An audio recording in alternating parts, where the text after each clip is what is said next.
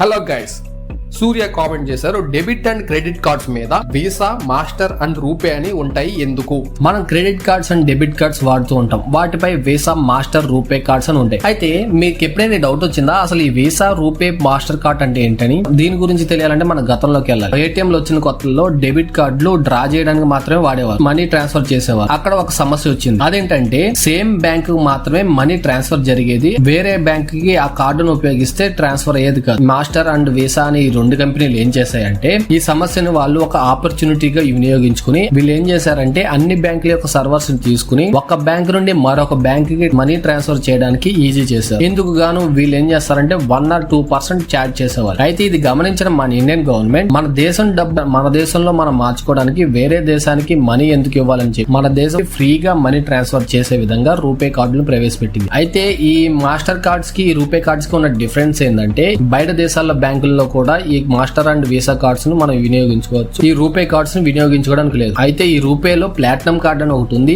ఆ platinum card just కొంతమందికి మాత్రమే బ్యాంకులు ప్రొవైడ్ చేస్తాయి. ఆ ప్లాటినం కార్డ్ తో మనం బయట దేశాలకు తిరిగినప్పుడు కూడా ఆ కార్డును యూజ్ చేసుకోవచ్చు.